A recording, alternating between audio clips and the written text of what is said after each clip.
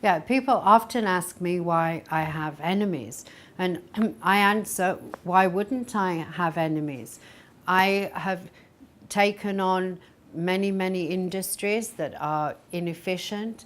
I've taken on issues where there's zero social justice. I've stood up for the poor, for 1 billion people who live on $1 a day or less. So I expect to have enemies. I think I'm very lucky that I have about 20 people who are haters and 200 million people who love me for serving their needs and for bringing about this social change.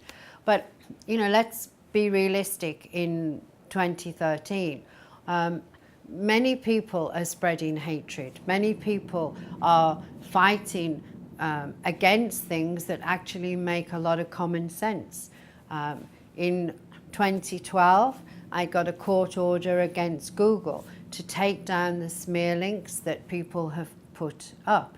Now, there's been one guy, David Rothschild, who since 2000 or even maybe before that has paid people to say bad things about me.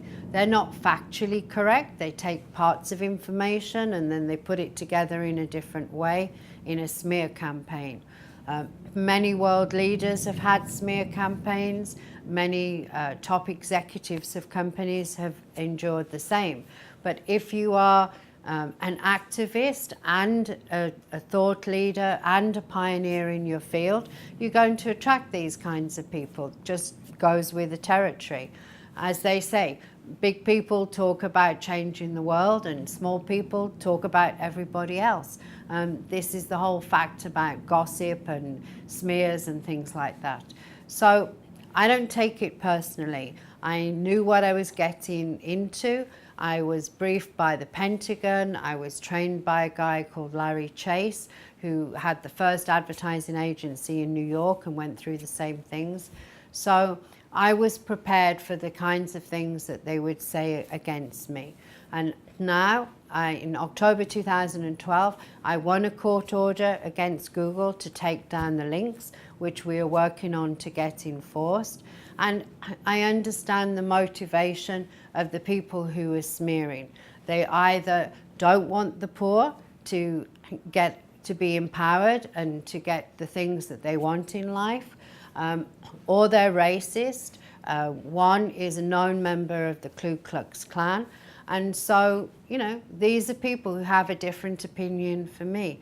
Doesn't mean to say I agree or disagree with them. It means to say that I stand firm in supporting the BOP market, in empowering 1 billion people to live their dreams in a green and sustainable way. And if anyone else wants to say different, that's fine. But I know what I stand for. I stand for the green and environmentally sustainable markets and the people who want to make a difference in their lives and in the lives of their communities.